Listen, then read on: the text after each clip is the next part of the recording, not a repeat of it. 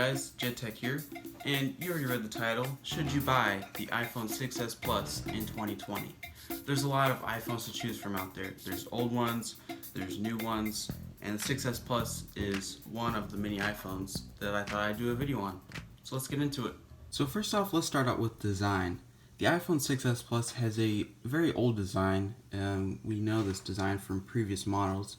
It has this very thick chin and forehead on it. Some people really hate it. I don't mind it as long as you have a good enough screen to make up for it. This does have a pretty nice size screen. It has aluminum sides and back, so unlike newer iPhones with the glass, when you drop it, this isn't going to crack. It may dent, but you will not find very much damage in here. If you can see up at the top, I have this little chip right there, but other than that, it's pretty good. I've dropped it a couple times without a case and it's done very well. There is one camera on the back. This is a 12 megapixel camera, and we will get into the cameras later. There is one speaker grill at the bottom, and you have a headphone jack, so that's nice. The newer iPhones do not have any headphone jack, so if you're a person that likes to rock those wired headphones, that's great for you. It does have a 5.5 inch Retina HD LCD display. If you like LCD displays, that's great. OLED is also good, but you know, some people like to rock an LCD display. Now let's get into the cameras. It has a 12 megapixel single camera on the back. Now don't let size fool you. This 12 megapixel camera takes pretty good photos. I wouldn't say they're horrible, and I wouldn't say they're fantastic compared to like the iPhone 12s, but they do take pretty good pictures. I'll throw up a pic. And it can record up to 4K at 30 FPS, so that's pretty good that an older iPhone this old can record up to 4K. And it does support HDR on both the front and the back photos. You can see right there, HDR. And we switch it, you got HDR there too. Now, we do have a 5 megapixel camera on the front, you can see right there. It doesn't take horrible pictures, but it also does not take wonderful pictures. I would like to see at least a 7 megapixel camera on here. That would be a lot better. Just 2 megapixels can make a great improvement.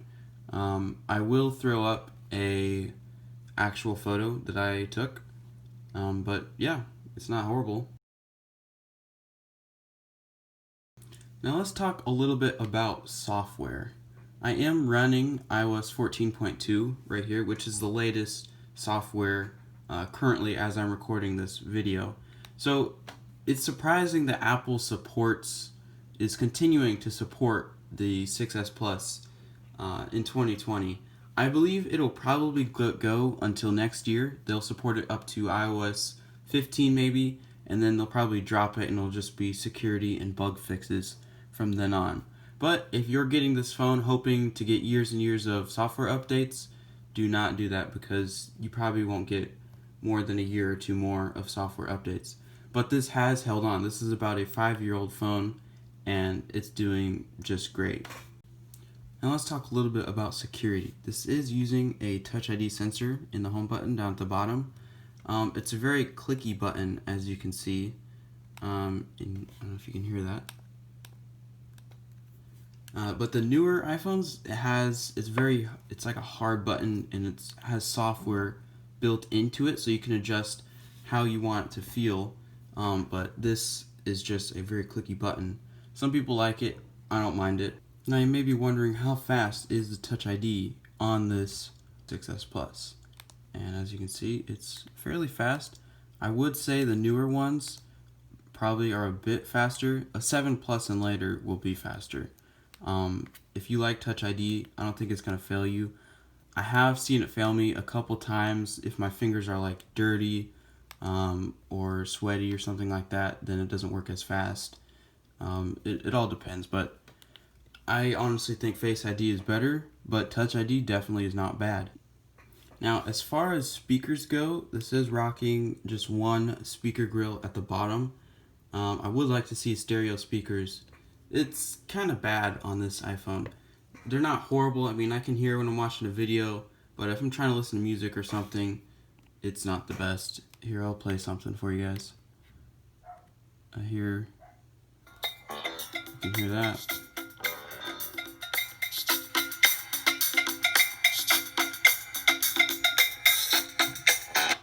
Not much bass, just, standard speaker. Anyway, that has been everything I have on this iPhone 6s Plus, and the question was, should you buy it in 2020? Well, I would say if you're somebody that just wants a base iPhone, they don't want much bells and whistles, they just want the iOS 14, they want to be able to get those blue bubbles, sure, this is the iPhone for you. I would not say that the iOS is going to last long, so do not get it thinking that you will, but it has a great design. I loved this design in the old iPhones, and still newer ones like the 11s kind of rock the same rounded design. But if you're somebody, you're like a pro, you want great cameras, you don't want to have to deal with these bezels, I would not get the 6s Plus. It's old, it's not that fast, it's kind of slow, so yeah, there you have it. Thank you guys so much for watching. I hope it helped. Leave a comment down below or any questions you have, and stay tuned for the next one. Peace.